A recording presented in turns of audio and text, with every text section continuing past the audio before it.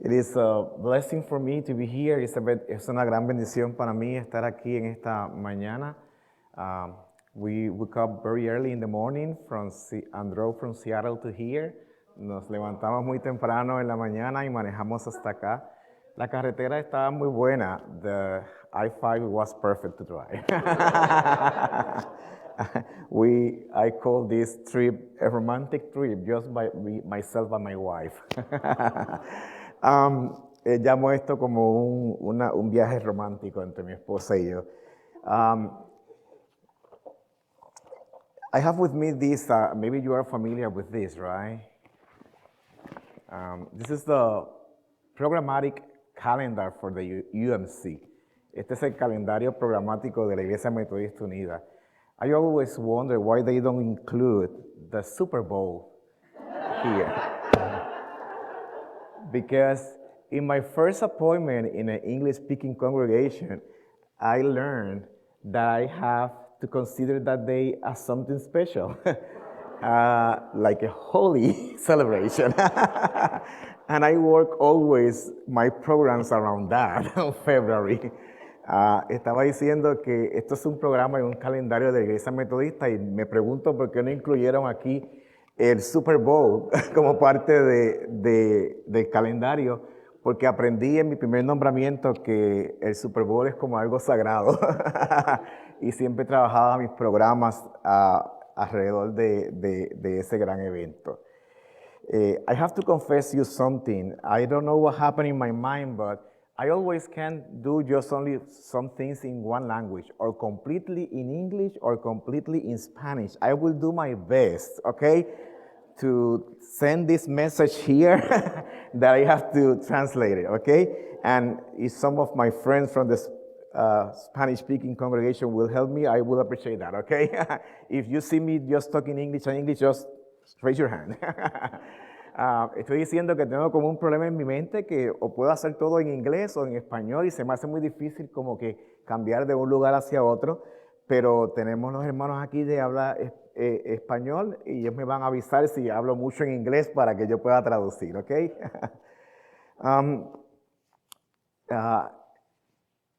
The scripture that we just read is very appropriate for the season that we are celebrating. You know, today is the sixth Sunday after Epiphany in our Christian calendar. La lectura que hemos leído es una lectura muy apropiada para la estación que estamos. Estamos celebrando el sexto domingo después de Epifanía. Epiphany is a very important celebration in my culture. La celebración de Epifanía es una gran celebración en mi cultura y en mi pueblo. And I want to also share with you that because my relationship with the UMC, I always incorporate other celebration as part of who I am. Y también por mi relación como parte de la Iglesia Metodista, yo he incorporado otras cosas dentro de mis tradiciones y mi cultura. But I would like to invite you to listen this word from God. I promise you that I will not preach more than 4 hours. You will be ready to go back to your home and see and watch the Super Bowl. My brothers and sisters, this morning here in this passage, Jesus does not separate the two great commandments. He combines them. He's saying, in effect, you cannot do one without the other. God pours His love into your heart, commands you to love Him. In return, calls you into union with Himself, affirms your individual, special, unique value, and urges you to hold yourself in high esteem. But at the same time, He commands you to love your neighbor, to affirm your neighbor's individual, special, unique value, and to hold your neighbor in high esteem. And the reality is that our neighbors are changing, right, in the past years. We have a very diverse representation in our neighbors. Maybe 20 years ago, this neighbor looks different. But today, it's a new reality. It's a new opportunity for you to receive this as a gift from God, because many people will need you to be in ministry with them. Let me send the message here now. En este pasaje hemos hablado de que no podemos separar este gran mensaje de este mandamiento que Dios combina muy bien a través de este diálogo que está teniendo Jesús con sus discípulos y con estos escribas. Y está hablando acerca del amor en el corazón y cómo nosotros podemos retornar a Él ese amor que Él ha demostrado a través de Jesucristo, y cómo nosotros podemos ser una comunidad especial con unos valores únicos que nos llevan a mantener nuestra vida como un regalo precioso de parte de Dios, pero al mismo tiempo como un regalo que Dios nos envía a hacer una tarea. No solamente un regalo para vivirlo en nuestro interior, pero también para realizar una tarea donde podemos decir, nuestros hermanos y hermanas que son nuestros vecinos son un regalo de parte de Dios. Okay, change now. Jesus is telling you that God's love is not subject to limitation. And I like that. Because sometimes we put a lot of limitation to the Word of God. But no, the love of God doesn't have limits. And it was demonstrated through Jesus Christ when He came to this world, to the earth, to give peace and to save this world. There is no limitation. And you know, sometimes when we hear stories in our churches saying, oh, we are living in a very dangerous community now because our communities change, and we have this problem and this other problem, and we spend 24 hours a day just only talking about our problems.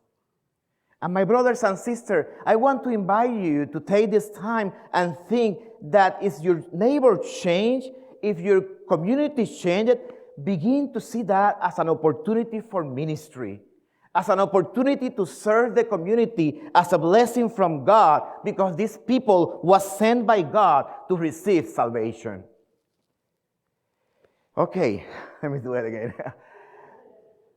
Y si ustedes y yo recibimos este amor de Dios, me parece que este es un mensaje que Dios nos está enviando a nosotros para reconocer que si la comunidad cambió, si la comunidad es diferente, esa comunidad no debe ser vista como un problema de parte de nosotros hacia ellos, sino que debemos ver esa comunidad como una oportunidad para hacer ministerio y servir a este pueblo y servir a esta gente que Dios ha traído en este lugar, porque ellos necesitan de esa salvación.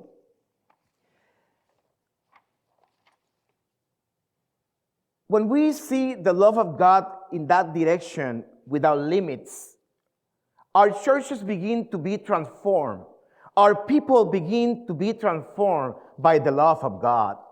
Cuando vemos esta realidad como una oportunidad para transformación, podemos entender que esta oportunidad que Dios nos da es una oportunidad para transformarnos nosotros mismos, pero transformar también todo lo que está alrededor de nosotros. My brothers and sisters, we show the depth of our love for God in the depth of our love for one another.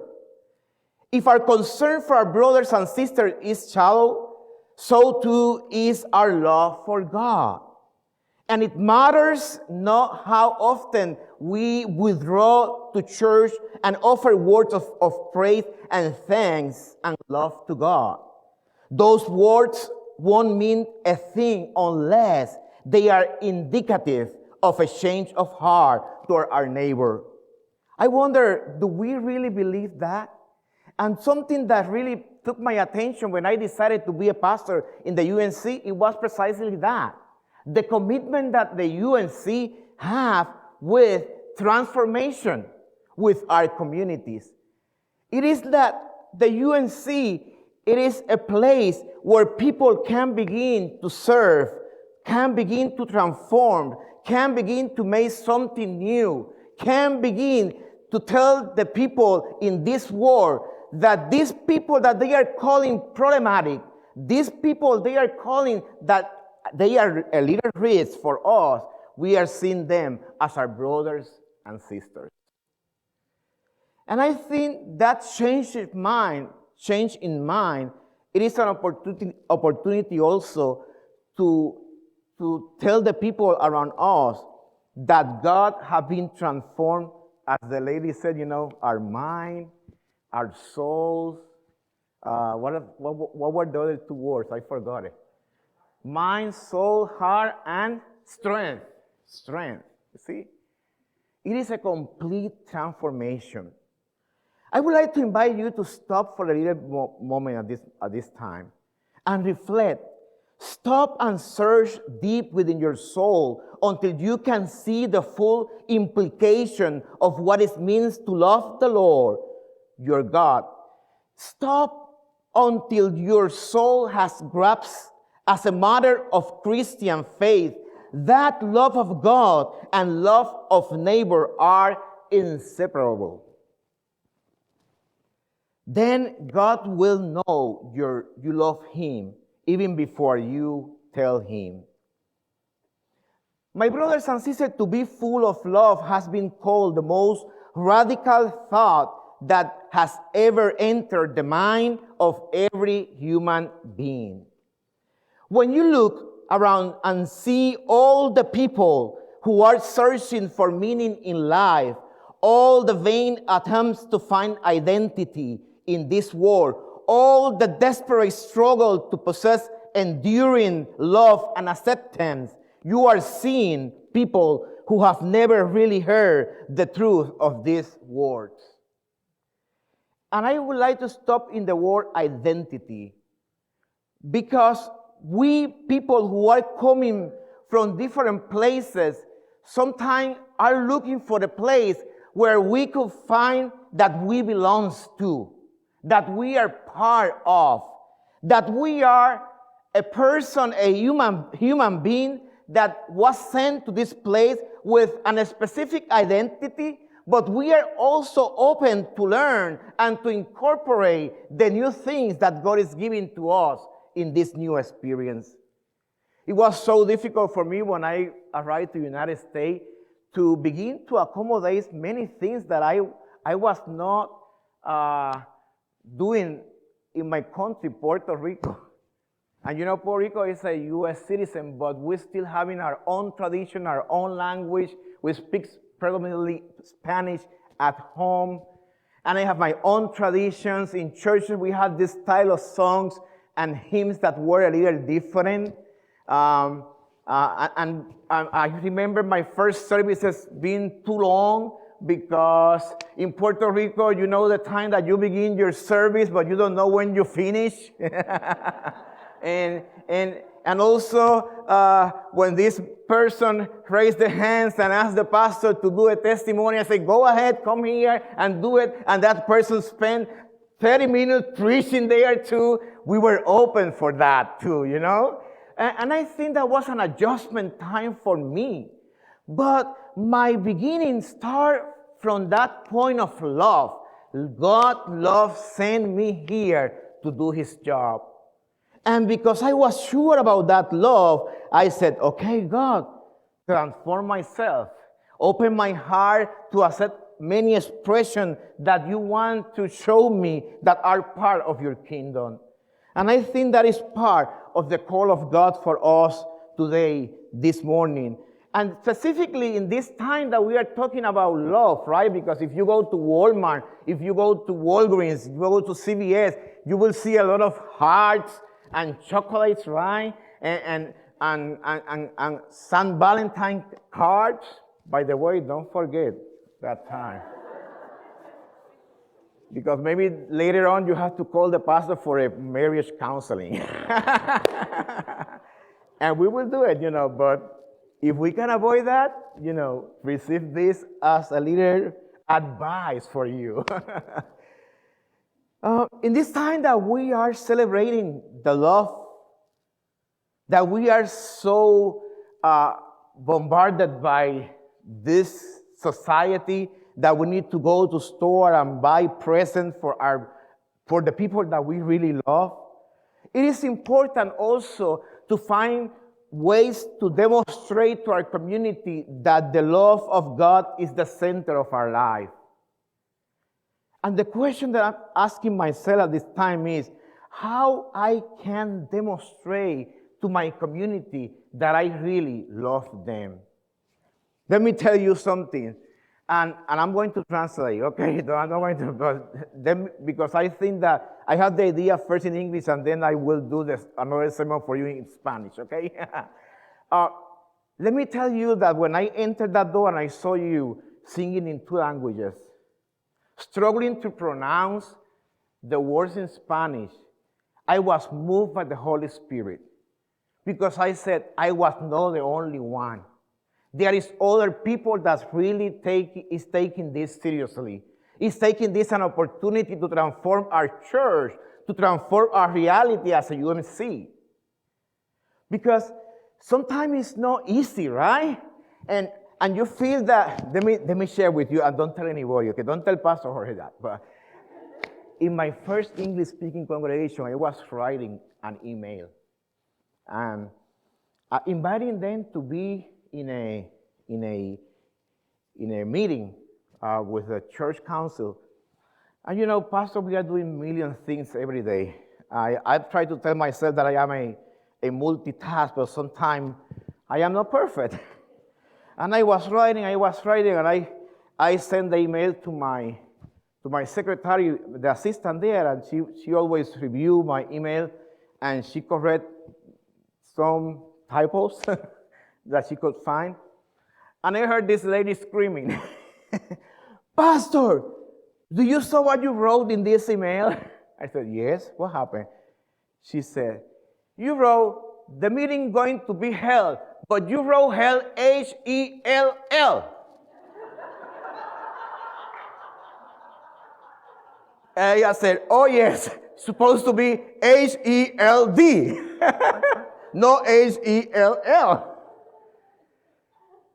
You know, and as you are laughing about it, I did it because I always relax with those challenges that our society brings to us, and I take that as an opportunity to grow. But you know, it's not easy when we grew up in a place with some traditions, with some ways to do things, but God tells us, okay, that is good, but I'm showing you a new way to do ministry now. I show you this community that they really need you to serve them.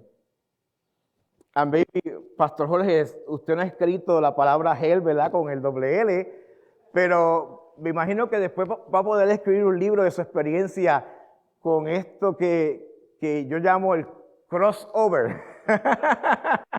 When I see a Spanish-speaking pastor serving in English congregation, I said, you did the crossover, like a music, you know, singers that they go to Spanish and English and they are famous. No, he did it. But he did it because of you too. Because you are open, because you see him as a blessing from God, and because you are working as a team, because you are working as an opportunity to grow together. Not only him growing as a pastor, but also you growing as a community. I have been in this conference for almost 4 years now. I come from Florida, a little different in all ways that you can imagine. Completely different in the ways that you do ministry, in the way that people perceive God and how they serve their community. And don't talk about politicians there. Because we can spend the whole day about that. But in these 4 years that I've been serving in the Pacific Northwest, I found something special in this conference, Oregon, Idaho, Alaska, and PNW. And it is how God is showing other people in our connection that the thing that others are saying, we cannot do that. That doesn't work here. We are showing that this is working here. And this is giving us good results. we are showing our connection, our beloved United Methodist Church, that we really are doing some things for the community that are walking in the margins, you know. These people that nobody see, it is the people that these churches in the UMC, in PNW and GNW are working with. People that others don't want to see because they are too challenged for us. These are the people that our churches are working in our greater Northwest area. I remember driving from Florida to here. That is a long trip. Driving, you heard me, I didn't take an airplane, I drove. Driving from Florida, I took the north part of the United States. If you are imagining what for me was the most challenging one, it was driving on Montana. Not because I am not familiar to drive in places that are a little challenging, because in Puerto Rico, you know, the way to drive, but it was the impact to see all of the mountains around, and these places that I have to put my car in a strong, ¿cómo se dice cambio?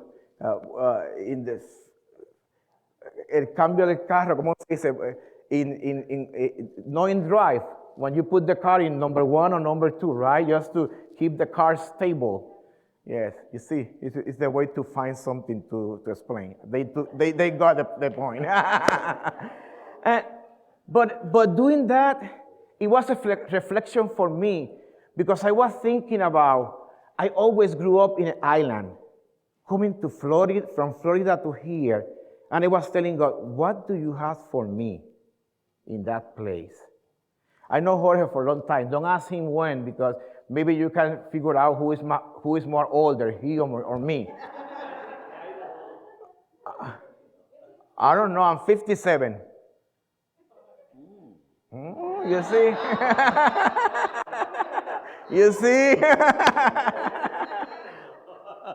But knowing Jorge for a long time, I know that this area in ministry, I heard Jorge talking with this passion about Hillsboro Church.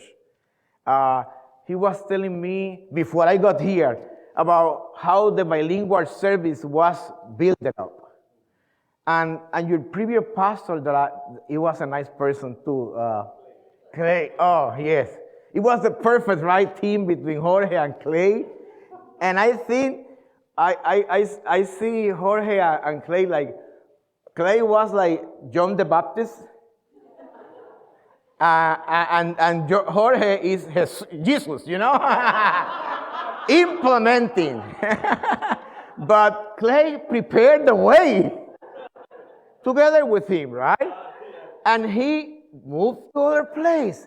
But now God sent Jorge to really live out that vision that was built up by these two wonderful leaders in our denomination. You know, my brothers and sisters, I separate a little bit about my note here because I like to speak from my heart. And I felt that this connection that we are making is what we need in our churches today. Because we have people around that they are so tired just to listen words without actions. And they are requesting from us, I want to see the word, but I want to see what this word means in action. When we see that we love our neighbor, we love that neighbor, and we spend our time and our dedication to serve the community that God has sent us to serve. In this passage, there were a very interesting conversation, right, among these people and Jesus. And I like the way that Jesus managed conversation with these people, because it was very polite conversation, but at the same way, it was a very relaxed conversation. It was not something that bring to my mind maybe this meeting that we had, this meeting that you're going to have this week, with the board for the ministry, that they are very structured meetings. No, it was like a conversation that Jesus was having in a relaxed environment with them. And they were asking this question about love, about the commandments. And Jesus connect in a very good way how to follow what they learned in the past from the prophets, but what he was bringing to the table. You should love God. But if you only love God and keep yourself there is another part that is what? Missing. And the other part is who? Love your neighbor as yourself. And that is when things begin to be more complicated, right? Because, okay, we can say we love God, we attend to church every day, we take communion every Sunday, every first Sunday that they give communion. But when we said we should love our neighbors ourselves, it is that sometimes we send this message that we are able to create this strong relationship with our neighbors, that when we love them and something happened to them, if they are sick, we pray for them. If they pass, we cry because we will going to miss them. If they are in a very poor condition because they don't have the money to bring some food to the house, we look many options because we really want that this person that is important for us receive what God has for them through us. And I always admire the way that our Methodist Church opened the doors for many people. Our mission or vision statement said that make disciples, help me because, I have this problem here. Make disciples of Jesus Christ for what? For the transformation of what? Of the world. Make disciples of Jesus Christ, not because we want more money for the budget. Not making disciples of Jesus Christ because we really want to send a message to the bishop that we are the best leaders. Making disciples of Jesus Christ not because we want to be the best church in that neighbor. It is making disciples of Jesus Christ to transform this world that is broken, that is falling apart. And if we believe that we don't have a broken system or a broken world, just drive a little bit in your neighbors and you will see. I moved 6 months to a new parsonage in Seattle. Seattle is very diverse. We send this message, fantastic neighborhood.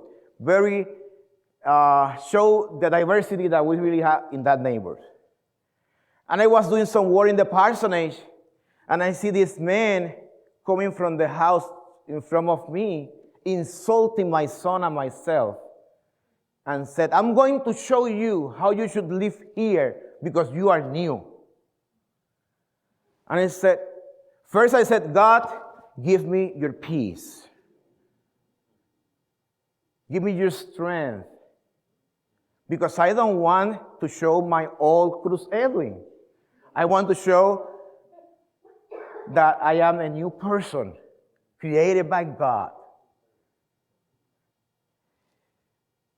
And this man just got mad because I was moving stuff from outside in the, there is some street that is not a street, it's behind your house that is on gravel, and you can get to your house by the back of your house.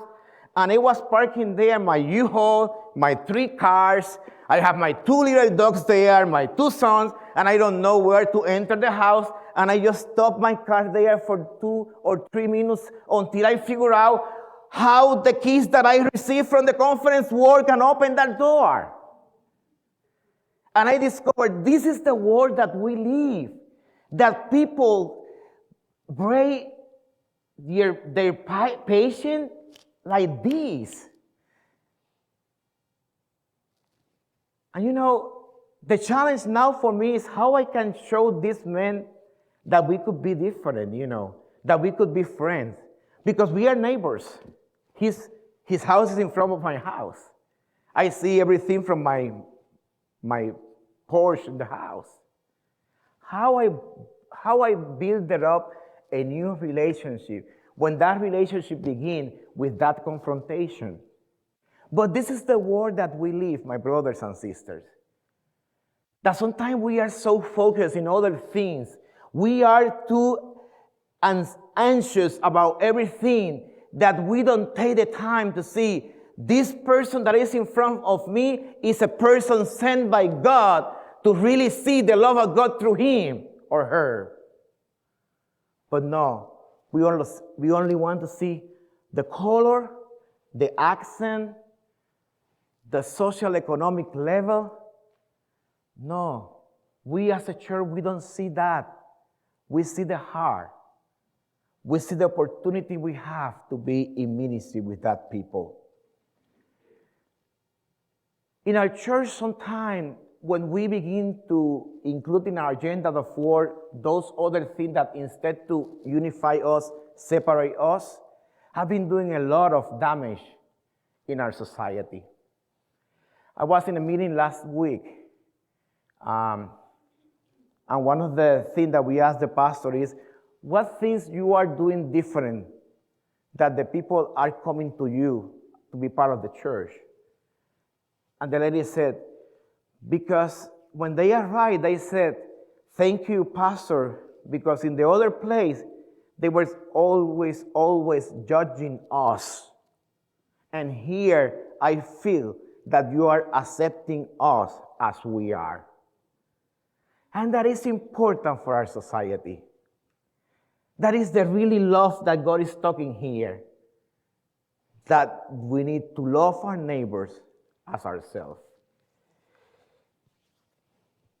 And I'm going to share with you some ideas, concrete ideas that you can do in this neighbor to continue showing that you really love this neighbor. First, make a new friend and show them your respect and kindness.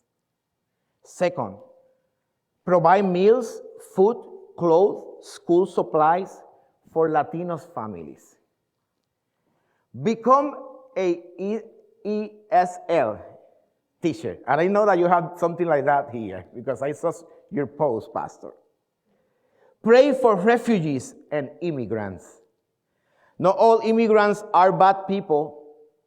Not all immigrants are taking the money that belongs to us. Sometimes people are coming from our country because they have political persecution in the place that they grew up, and they don't have any other option. Advocate for DACA recipients. Share community programs, facilities, and resources. Assist in translation and interpretation. Support and sponsor immigrant kids and youth. Frequent a store run by an immigrant. Yes, that would be a good adventure for us. Frequent that store and make new connections there. Challenge a racist generalization or stereotype. Learn about cultural references and differences. Be patient with language barriers. Recognize and value contribution that our beloved Hispanic Latinx community is making to this nation.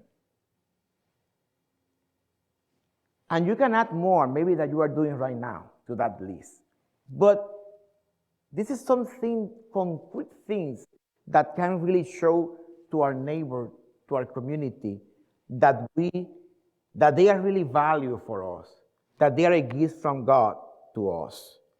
I would like to, I don't know if Pastor, they have the video ready?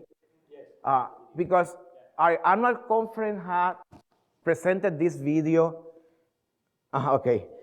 presented this video to the 2020 annual conference, and I'd like to share with you this message, please. We struggle against racism, against the warfare that stereotypes us. The hard labor, the father, the mother, our young, our children. We are people, and we are tired of being called illegal. We are humans. The doctor, the lawyer, the mayor, the PhD professor, the pastor, the U.S. soldier, the congregant. We are part of the economy, of the community, of our churches, and we are tired of being blamed for America's problems. Being undocumented is just a temporary status. And for many of us, it's a persecution and oppression for a lifetime. Let us raise our voices against the injustice of the system and the stereotype that labels us. We are your neighbors. We are your friends. We are part of this country. We are part of the economy. We are part of building our communities and our churches. We are part of building America. We deserve human rights. America is our home. One nation, under God, indivisible, with liberty and justice for all.